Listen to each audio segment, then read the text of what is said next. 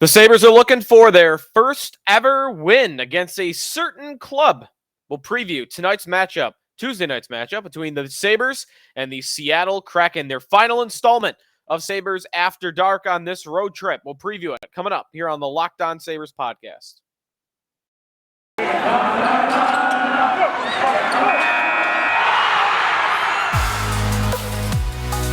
You're Locked On Sabres, your daily podcast on the Buffalo Sabres. Part of the Locked On Podcast Network, your team every day.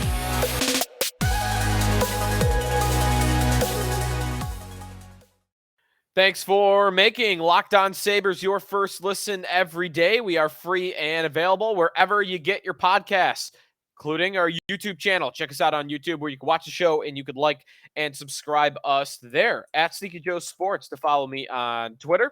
At Locked On Sabres to follow the podcast account. And be sure to, again, like and subscribe us. Always helps us out. And also, we'll always be looking for your questions and your comments and such like that. I was looking through the YouTube comments today, and Thomas said, thank you for highlighting climate change in any way. I do have a little bit on the Seattle Arena tonight, Climate Pledge Arena.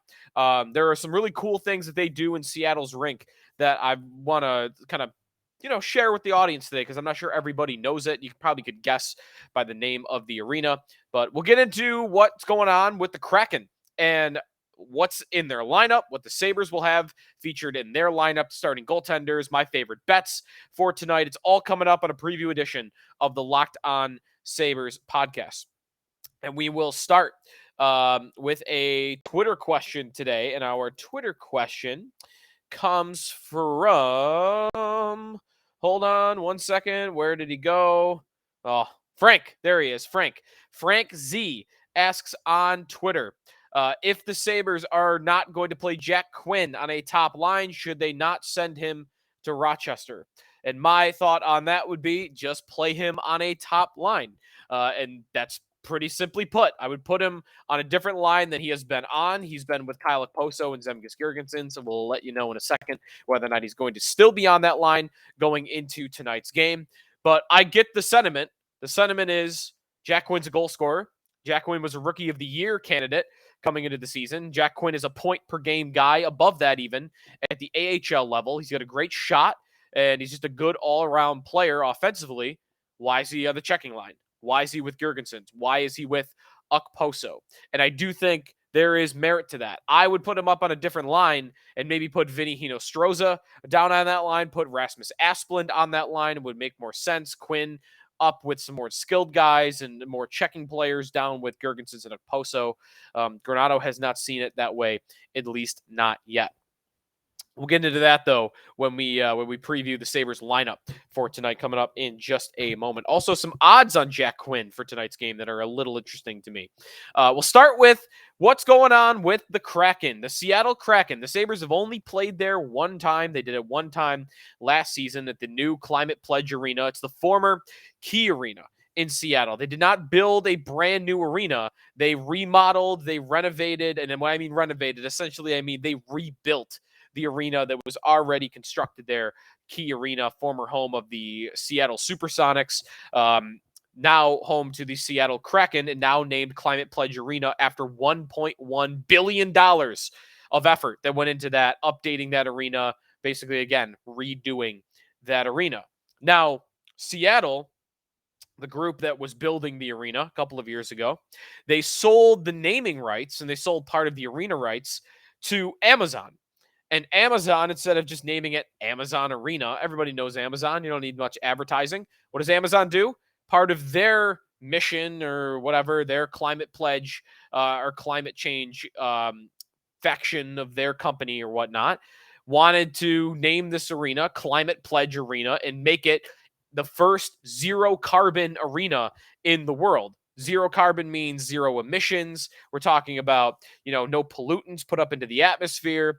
And they have a plethora of different ways in which they go about doing that. So what makes Climate Pledge Arena different, which I think is really cool in today's NHL, all electric for all of like the services, whether that's dehumidifying the arena because of the ice, whether that's engines for Zambonis, whether that's heating, whether that's cooking, everything is all electric powered. And the electricity for all of that, everything that operates the arena, all those systems, all those engines, machines, mechanisms, all of those are powered by solar panels. Solar panels all along the arena that supply the electricity. So everything runs in that arena on the sun. No plastics allowed in the arena by 2024. They're not there yet with that. They usually get that a lot, though, in companies today. We're promising to not have them by a certain time. And in the arena, they're saying by 2024. I think the coolest thing about this arena is the rain to rink system that they have, which takes the water, like the runoff water from the rain. And, Seattle, it rains a lot there. It rains probably more than any city in the country, I think. It rains a lot in Seattle. The roof, which is slanted, almost like a tent, it runs off into these 15,000-gallon buckets. And then that water is used to make the ice. That water is used to operate the Zambonis and whatnot. And they have other like water stuff that they do as well. Like I think the urinals are waterless, I read. I don't know how I feel about that one. But fine, good. I know you're trying to accomplish a goal here. They have water bottle filling stations all around the arena instead of plastic bottles. That'd be something I wish the Sabres would get. Allow the Sabres allowing, people to bring in their own water bottles, and then you could just fill them up in there. So you're not spending $7 on a bottle of water that costs you $1.50 at the supermarket. All the waste is recyclable, like the hot dog trays, the little cardboard that they bring out on the hot dogs. That's recyclable. When I mean recyclable, I mean compostable, I think. Yeah, all the waste is composted. Not everything is recyclable like that, but composted. So really cool arena. It's really very modernized too. The inside of it is very cool. They actually have two jumbotrons. They have one that goes over the offensive zone and one that goes over the defensive zone. So instead of one big jumbotron at center ice, they have two, one in each zone. And they're the same size. They're both really big. The seats and everything are like brand new because, of course, they just built most of the stuff 3 or 4 years ago. Is it the newest arena in hockey? I mean, if you count it as new, which I would, I think it's the newest arena in hockey. So it's probably like it's a place I'd want to go visit. It's a place I'd want to go see. I've always kind of wanted to go to Seattle anyway. Got other cities I want to go to first, like Austin, Texas. But if I get to Seattle at some point, that's an arena I'd want to see. It's a game I'd want to go see. The Sabres against the Seattle Kraken. The Sabres lineup for tonight. Let's get into some hockey, some on the ice stuff. On that recyclable ice, that I don't know call recyclable, the rain ice, I should call it. The Sabres lines for tonight's game, they're going to be the same as they were on Saturday night against the Vancouver Canucks. Tage Thompson will be centering Alex Tuch and Jeff Skinner. Dylan Cousins between J.J. Peterka and Vinny Hinostroza. Casey Middlestat between Victor Olofsson and Rasmus Asplund. And then Zemgus Girgensson centering Kyle Okposo and Jack Quinn. I told you a minute ago, I would put Quinn up with the more skilled line. Granato does not see it that way. But what that does mean is Peyton Krebs will be a healthy scratch for the second game in a row. Don't love that. Krebs, I think, should be a part of this team, trying to grow him, develop him, get everything out of him that you possibly can, and put him in a place to succeed. And that is not, to me, in the press box. The tough part is, I get it. I don't know who you take out. Because this lineup, everybody's been playing really well. Even Hinostroza, who was the healthy scratch the first couple of games, he has 4 assists through his first 2 games. And he almost had a goal in the Vancouver game. It went off 2 posts before just dribbling out past the net. So you can't take Hinostroza out. You're not going to take Peterka out. You're not taking Olofsson out or Asplund or Middlestat. There's nobody. There's really no good answer to this. So for that, Krebs will continue to sit on the bench. But this was part of the reason why I said preseason that, hey, maybe don't sign Vinny Hinostroza because he will block the path for either Peterka or Quinn to be on the team if one of them or if both of them prove to be NHL ready. And instead, because they both have earned their way into the lineup, who he's blocking is Peyton Krebs. And that's not good either. That's not good either. So I like Hinostroza. They'll probably will get an injury at some point at the forward group, and then I'll be reverting and going back on what I just said, because at that point it'll be good to have him. So in theory, I still like that they have Hinostroza, but this was the consequence. The consequence of signing him and having that depth was you are going to be blocking somebody from being in your top 4 lines, because the coach is going to want to get everybody in at some point. The blue line for tonight's game, much more interesting. The Sabres blue line because of the injuries. Matthias Samuelsson is out. Henriokki Harju is out. So the Sabres on their top pair tonight will have Rasmus Dahlin flipping from the right side to the left side, and Ilya Lyubushkin will be playing on the right side. I would have loved to see a way for the Sabres to keep Dahlin on the right. I think that's when he's at his best. But okay, fine. Dahlin, versatile. He can do both.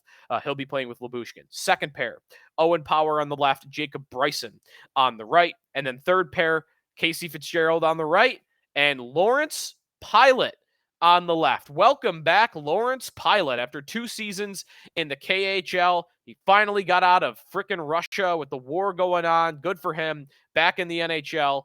And Lawrence Pilot will be playing for the Sabres for the first time since March 5th of 2020.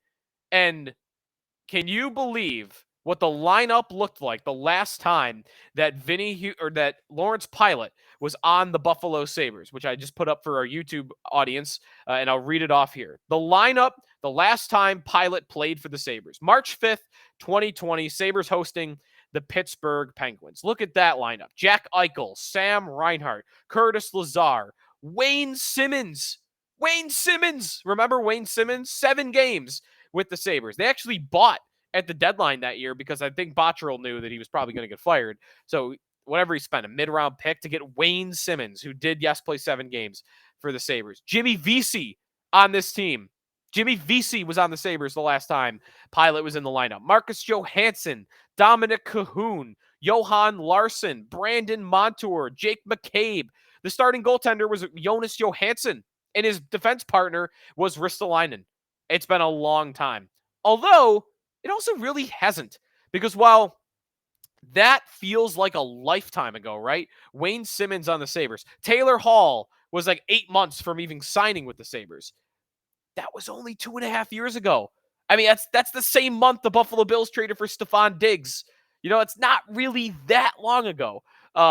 It feels like it was that long ago, though. So it's been a lifetime, 2 seasons worth of KHL hockey. Pilot is back with the Buffalo Sabres, and I'm interested to see him. I liked him as a Sabre when he was here for the first couple of years in rotational games and whatnot, not playing a ton. I always thought he was a great puck mover. He had good movement. He was not that big. He get overpowered in his own end a lot, and that's why he really can't be much more, I think, than a third pair defenseman. But the passing ability he had, the calm, cool demeanor of him in his own end, I always thought he was right for this NHL. He was always right for this NHL and serves a role on a team in the NHL. And I thought he was an NHL defenseman the whole time. And the Sabres wanted to keep him in the AHL. He left because of it. He came back. I think there's a possibility this guy earns his way back onto this team, but full-time, even when guys get healthy. So Lawrence Pilot back in the lineup. By the way, if you remember him wearing number 24, that obviously is occupied by Dylan Cousins now. Pilot will be wearing number 20. We'll come back. We'll preview the Seattle Kraken's line. Oh, before I do that, wait, hold on. Timeout. Slow my roll. The starting goaltender for tonight's game for the Buffalo Sabres will be Eric Comrie. He was in the starter's crease. He left first at practice. So the expectation is that Eric Comrie will be back between the pipes. I think good. I would like to see Comrie play 2 of every 3 games at least until he stops playing well. So Comrie back between the pipes against the Kraken. We'll come back. We'll talk about the Kraken's lineup. Who's on the Kraken? You might not know. Still a fairly new team. It's only their second season in the league. All of the, the expansion draft stuff that happened last year. We'll tell you what's going on with Seattle, how their season's off, what their season start is off to, and we'll do that when we come back. And before we get into some best bets for tonight's game, that's ahead here on the Locked On Sabres podcast. We are brought to you by Athletic Greens. Athletic Greens, a product I use every day. I use the drops. I put the drops of the vitamin supplements into my water. You don't even taste it. It's one drop. You never know that it was there, but it gives you vitamin C, vitamin D, iron, calcium, everything you need. 75 high quality vitamins in one simple drop or one delicious scoop of AG1. You can make a shake out of it. High quality vitamins, minerals, whole food source superfoods, probiotics, and adaptogens to help you start your day right. This special blend of ingredients supports your gut, your nervous system, your immune system, your energy, recovery, focus, and aging, all the things. I use it every day. Looking at AG1 is, you got how many different benefits? You're looking at less than 1 gram of sugar, no GMOs, no nasty chemicals or artificial anything, while still tasting good. Or if you're using the drops, not tasting it at all. You don't even notice. Supports mental clarity and alertness. It's one of the best things that I do every day, and it really helps my energy levels. Athletic Greens, over 7,000 5-star reviews, recommended by professional athletes, trusted by leading health experts such as Tim Ferriss and Michael Gervais. Right now, go to athleticgreens.com/NHL Network. And Athletic Greens is going to give you a free 1-year supply of immune-supporting vitamin D and 5 free travel packs with your first purchase. All you got to do is visit athleticgreens.com/NHL Network. Again, that is athleticgreens.com/NHL Network. Take ownership over your health and pick up the ultimate daily nutritional insurance. That was me taking a sip of my Athletic Greens. Welcome back to the Locked On Sabres podcast with Joe DiBiase. We've got the Sabres and the Kraken in tonight's game, Tuesday night at Climate Pledge Arena, the Sabres' final game of their West Coast road trip, and we've got a 10 o'clock puck drop between the two clubs. Who's on the Kraken? You might not know. They're still a new team. A lot of new players. Looking at their lineup, some star players, some household names, and a rookie that is right in the thick of it and will be all season for the Calder for Rookie of the Year. Matty Beniers. Matty Beniers is the name you need to know on the Seattle Kraken. He is a dynamic, fun player. He's first year in the NHL, former teammate of Owen Power at the University of Michigan. He is their number 1 center. And that's a big role for him to take on right away. But, when you're an expansion organization, centerman is usually where you are going to fall shortest and where it's going to be the toughest to get your franchise kickstarted. So far, through 7 games of action, Matty Beniers, we are looking at 5 points. Two goals and 3 assists, averaging 18.26 of ice time per game. Andre Burakovsky is their leading scorer. In fact, the 3-way tie is their scorer. Burakovsky with 6 points, Jared McCann 6 points, and Jaden Schwartz with 6 points. Burakovsky was a name I talked about a lot, wanting for the Sabres in the offseason as a free agent. He goes to Seattle on a big contract. Their lines for tonight will be Matty Beniers centering Jordan Eberle and Jaden Schwartz. Remember Jordan Eberle of the Islanders and the Oilers and longtime NHLer. Second line, Alex Wenberg centering Oliver Bjorkstrand and Andre Burakovsky. Third line, Yanni Gourde centering Carson Kuhlman and Jared McCann. Now, Gourde, former Tampa Bay Lightning forward, good young player for the Kraken. He missed Sunday's game due to personal reasons, but he was on the ice for Seattle's practice, and he is expected to be on the ice for them Tuesday night when they play the Sabres. Fourth line, Morgan Geekie centering Daniel Sprong and Brandon Tanev. And then the blue line, Vince Dunn and Adam Larson, Jamie Oleksiak and Justin Schultz, Carson Soucy, and Will Borgen. Former Buffalo Sabre, Will Borgen. He is in the lineup. All 7 games played for the Kraken. He's not playing a lot, only 15 minutes and 28 seconds of ice time per night. But the once, highly thought of Sabre prospect finally making it as a regular in the NHL. The Kraken, the biggest struggle they have is undoubtedly their blue line. They have good forwards. They don't have any superstar forwards, but they have good forwards deep all the way through their lineup. Their blue line is just very underwhelming. Very underwhelming. Vince Dunn and Adam Larson as your top pair. And then, I mean, when you're getting to Carson Soucy pretty quickly early on in terms of minutes, that's tough. And Larson and Dunn are their leaders in minutes by a lot. 23:09 for Larson, 22:31 for Dunn, and Justin Schultz is next with 19 minutes even. So that's an area where I think the Sabres could take advantage, is hit them hard with your speed and your skill and your passing and charge the net, be aggressive. And I think the speed of the Sabres could overwhelm that blue line of Seattle and get some goals. They will have the advantage in goal because Philip Grubauer, the regular starter for the Kraken, he's now up on IR. He has been placed on injured reserve. He will not play on Tuesday night, which means Martin Jones will play in this game. Martin Jones, formerly of the Sharks and the Philadelphia Flyers, one of the worst goalies in the league in the last 5 seasons. He has not had a single season since 2018 where he was above 900 in terms of his save percentage. Remember, 900 is like NHL backup and not even a good NHL backup. And he's been below that every single game or year of his career, going back to 2018 with the Sharks and the Flyers.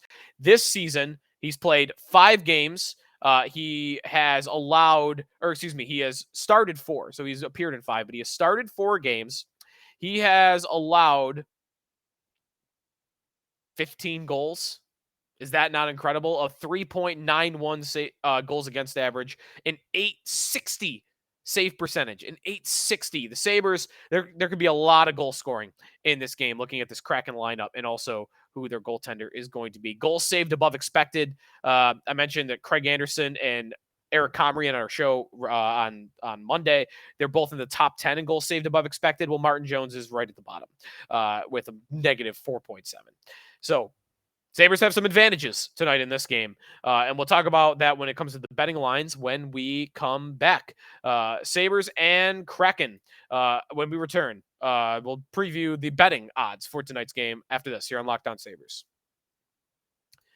Welcome back to the Locked On Sabres podcast. Thank you for making us your first listen every day. Now, when you're done here, go make your second listen. Locked On Game to Game. NHL. Every moment, every top performance. Locked On Game to Game covers everything from across the NHL with local analysis that only Locked On can deliver. Follow Game to Game on Locked On NHL, available on the Odyssey app, YouTube, and wherever you get your podcasts.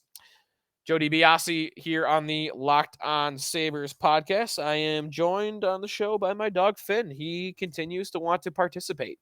Say hi. Okay, so there he is. If you hear a bark, that's where you know where it came from. He usually is pretty good, though. He doesn't bark all that often. Anyways, the betting odds for tonight's game. BetOnline.ag. What are we looking at BetOnline.ag, BetOnline.net also, if you want to hit them up there. Seattle and Buffalo.